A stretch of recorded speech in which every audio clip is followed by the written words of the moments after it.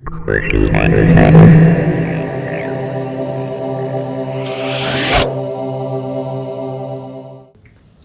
êtes chez Déco chez Clos. On continue avec nos cabinets de curiosité. Cette fois-ci, nous en sommes rendus à notre épisode 6. Aujourd'hui, il s'agit du monde fabuleux des insectes, mais pas n'importe lequel. Aujourd'hui, je porte mon araignée parce que j'aime porter des insectes, mais autant que possible, pas vivants. On commence par un petit coup d'œil historique. C'est sur Terre depuis combien de temps les insectes?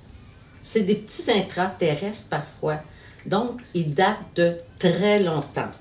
Pour faire un peu savant, je vous dirai que les coléoptères sont apparus il y a 300 millions d'années. Les mouches, les diptères qu'on appelle comme les mouches, 250 millions d'années, et les lépidoptères, comme les papillons, il y a 150 millions d'années. Les premiers fossiles qu'on a découverts d'insectes, eux, tant qu'à eux, remontent à l'origine à 425 millions d'années. C'est incroyable dans l'histoire du monde comment on remonte loin dans le temps pour trouver les premiers insectes. Si vous regardez et cherchez sur un moteur de recherche quel est le plus ancien, on va vous parler qu'il y a 450 millions d'années. Là, on arrive à une frontière où des myriapodes, qui sont des sous-embranchements des anthropodes, on ne parle pas encore d'insectes à ce moment-là, on parle du cousin des insectes. Il serait sorti de l'eau et vous verrez tantôt, moi j'ai eu la chance de mettre la main sur un mille-pattes. Quand vous le regarderez de près, vous allez voir qu'il y a beaucoup de pattes, effectivement, et que ce petit cousin des insectes, probablement, j'ai ma théorie, elle vaut ce qu'elle vaut, là, je ne suis pas savante, mais avec 1000 pattes, puis ça sort de l'eau, on peut imaginer que ça fait des pattes qui restent engluées, mais quelques autres qui prenaient la relève.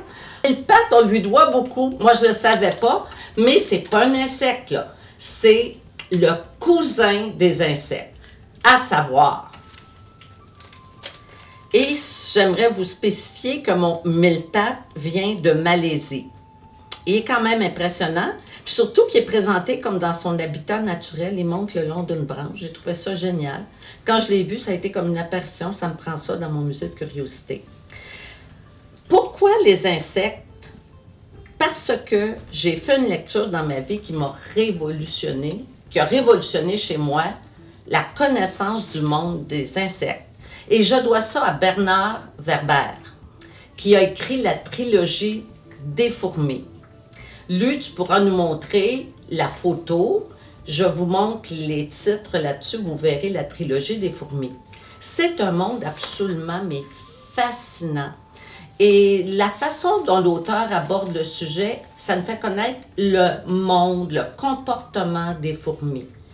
Là, je me suis dit, je veux avoir des fourmis chez moi, mais j'ai eu comme un problème, je dirais, de comment mettre les fourmis en évidence compte tenu de leur petitesse.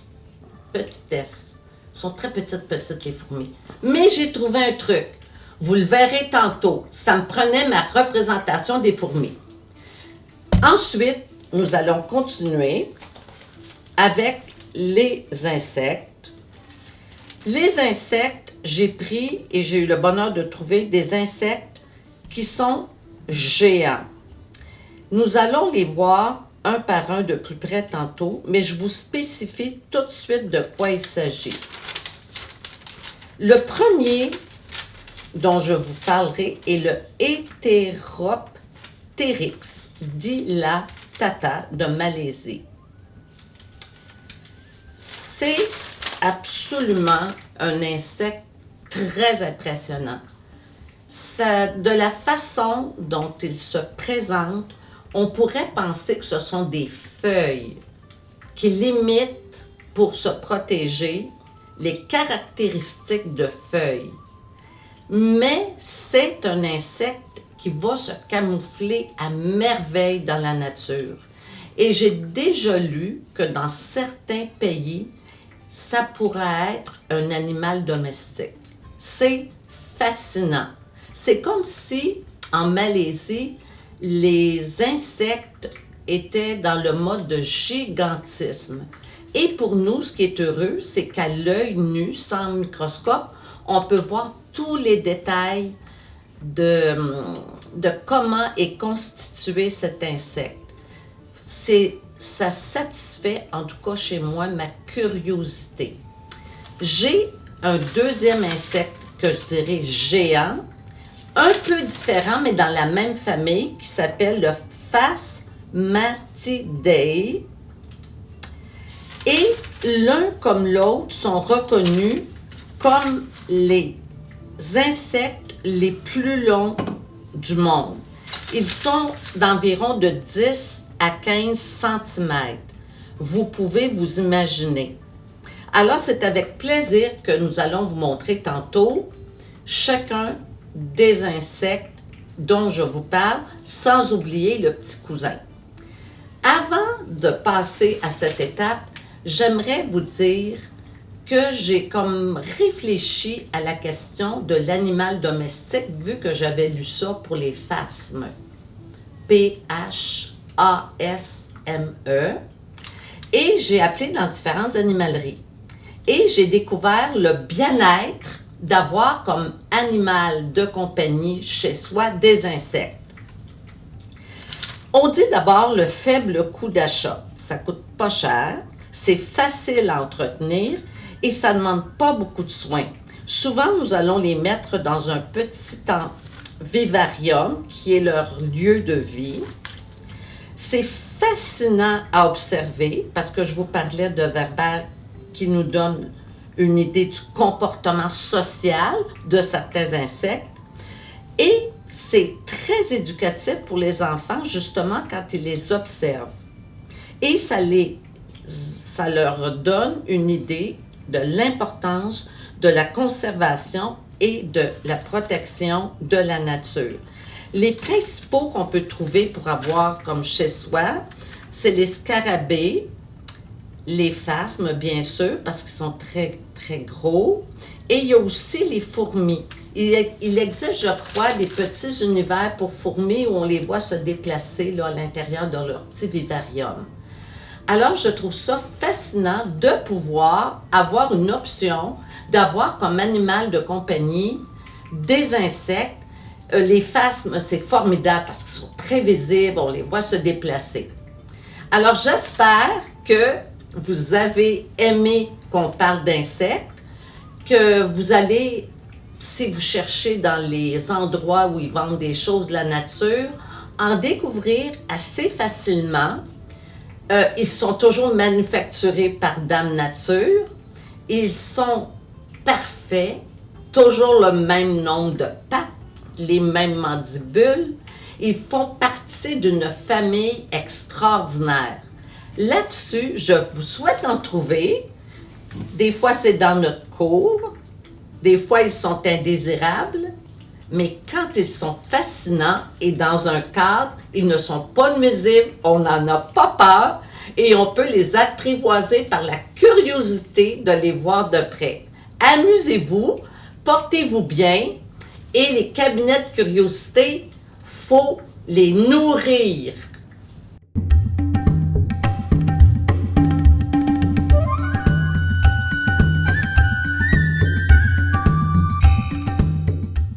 Voici mon mille-pattes. Quand vous voyez ça dans une vitrine, regardez-moi les petites pattes. Il a l'air quasiment vivant, montant le long d'une branche. Pouvons-nous croire qu'il s'agirait d'un cousin des insectes? Ce qu'il est impressionnant, le mille-pattes. Regardez le détail.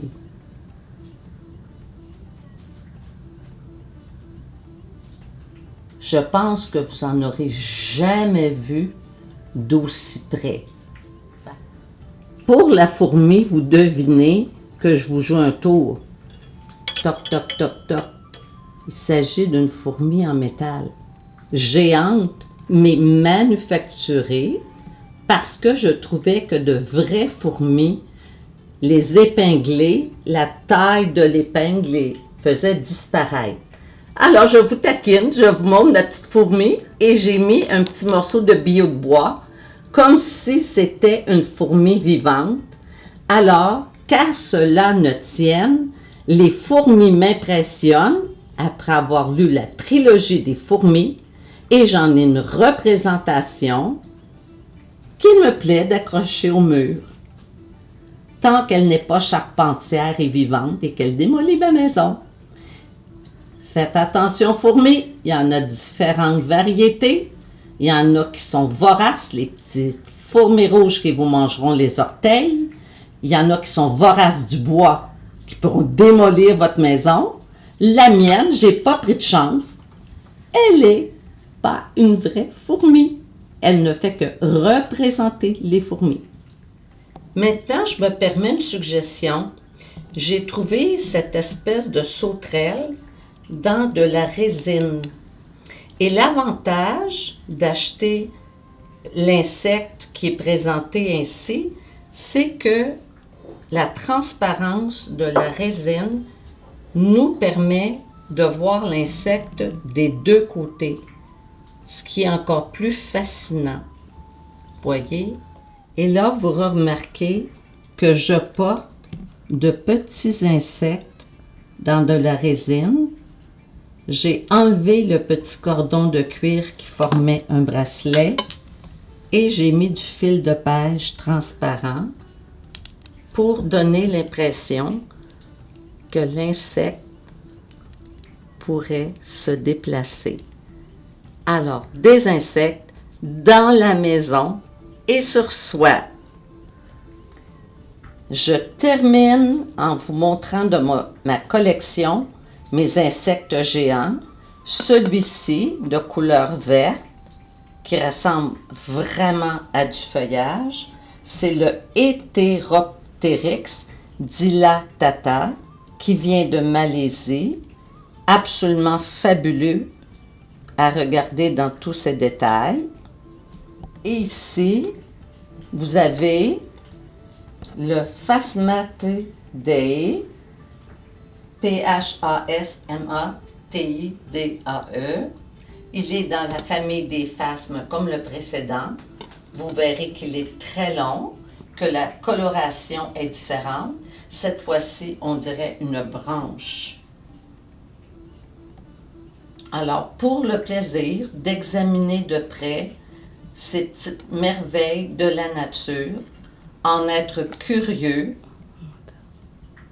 en collectionner et trouver beaucoup de bonheur à la satisfaction de notre curiosité pour le monde des insectes.